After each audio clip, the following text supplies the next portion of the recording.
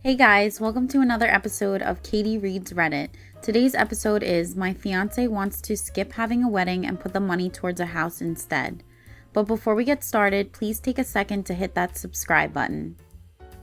I, 24 female, have been with my fiancé, 24 male, for 7.5 years. We started dating our senior year of high school. He has always said he was waiting to propose until we had enough money for a wedding. I always told him I would go to the courthouse or have a very small wedding. He was the one that wanted a big party. There was also his family drama that held him back because he was hoping to mend his relationship with his family before getting married so that they could attend. Long story short, he finally realized his parents weren't going to be civil and they are no longer in our lives. I began anticipating him proposing after that. He finally did this past Christmas. I was thrilled. It felt like we were finally moving forward with our lives. After he proposed, I realized I did indeed want a real wedding, though still something small. He again was trying to make it bigger than what I had wanted or we could afford.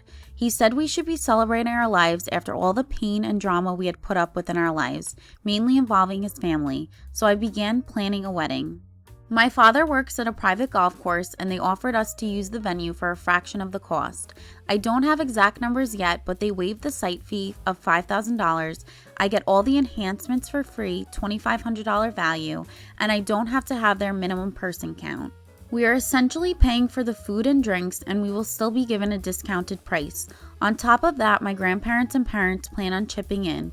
I really imagine my fiancé and I only paying $5,000 out of pocket for the DJ and attire, and I plan on having people gift money for a house instead of items for wedding gifts. To me, this wedding is important and is a dream wedding I thought I'd never be able to afford. But my fiancé thinks we should scrap it all and focus on buying a house in the next 2 or 3 years. But then we can go get married at the courthouse, even though it was his idea for a big wedding. And maybe have a wedding after we buy a house. So to me that means I won't have a wedding for another 5-ish years, and who knows if my dad will still be at this job or have this amazing offer. I don't know, am I being unreasonable? Normally I would agree that weddings are just about ego and are mostly BS, but in this case, if it's only $5,000, go for it. Most women want to spend $50,000 plus, so you're being very reasonable. The fact that you got partway through planning before you had this revaluation is a bit shitty, but neither of you are being unreasonable aside from that. It's something that you will have to work out between you. There's no right answer.